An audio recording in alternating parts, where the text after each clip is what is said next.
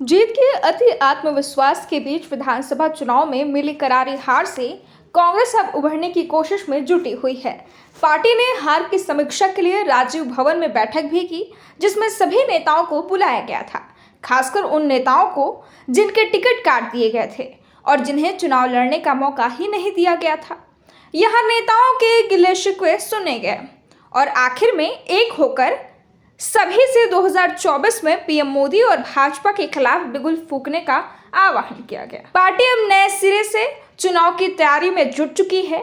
AICC ने कल ही एक आदेश भी जारी किया है। आलाकमान ने छत्तीसगढ़ की प्रदेश प्रभारी रही कुमारी सैलजा को हटा दिया है, जबकि उनकी जगह राजस्थान के युवा नेता सचिन पायलट को महासचिव की जिम्मेदारी देते हुए प्रदेश का नया प्रभारी बनाया है। इस तरह कांग्रेस प्रदेश संगठन में सर्जरी भी कर रही है, लेकिन लोगों की दिलचस्पी इससे ज्यादा छत्तीसगढ़ कांग्रेस के सबसे बड़े दो नेताओं के सियासी भविष्य को लेकर है। छत्तीसगढ़ में सत्ता में रही भूपेश बघेल की सरकार आज भले ही चुनाव हार चुकी हो, लेकिन यह भी सच है कि भूपेश बघेल ने निजी तौर पर काफी लोकप्रियता हासिल की थी। वह कांग्रेस की दूसरे पंक्ति के नेताओं में शुमार थे, बड़े बैठकों में शामिल होते थे और गांधी परिवार का उन्हें विशेष वरदहस्त भी प्राप्त था। वह राज्यों में स्टार प्रचारक बनाए जाते थे, उन्हें दिल्ली का बुलावा भी मिलता था। मध्य भारत में कांग्रेस के लिए भूपेश बघेल पिछड़ा समाज का चेहरा भी बनने जा रहे थे। इसी तरह बात टीएस सिंहदेव की करें, कांग्रेस संगठन में उनका दबदबा भी कायम रहा।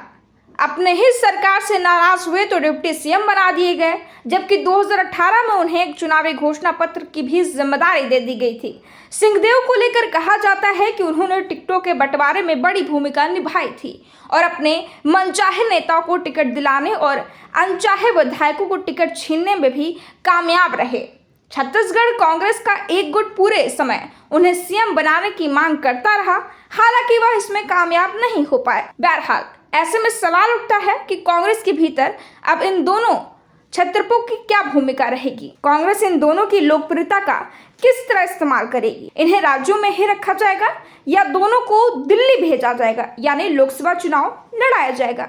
यह सवाल इसलिए उठ रहे हैं क्योंकि कांग्रेस ने पिछले दिनों दो घोषणाएं की हैं। इन दोनों ही घोषणाओं में भूपेश बघेल और टीएस सिंहदेव को खास तवज्जो दी गई है। दरअसल पार्टी ने नेशनल अलायंस कमेटी का गठन किया है।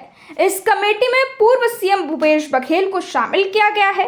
इसके अलावा कमेटी में राजस्थान के पूर्व मुख्यमंत्री अशोक गहलोत, मुकुल वासनिक, सलमान खुर्शीद और मोहन प्रकाश का नाम शामिल है। कुल 5 नेताओं को कमेटी में जगह दी गई है।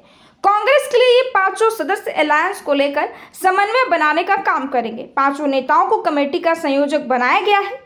इंडिया गठबंधन की बैठक के बाद राष्ट्रीय अध्यक्ष मल्लिकार्जुन खड़गे ने अलायंस का गठन किया है। इस तरह देखा जाए तो भूपेश बघेल के लिए चुनावी हार के बावजूद यह बड़ी छलांग मानी जा रही है। ऐसे ही तमाम अपडेट्स के लिए हमारे साथ इन खबर छत्तीसगढ़ पर बने रहें।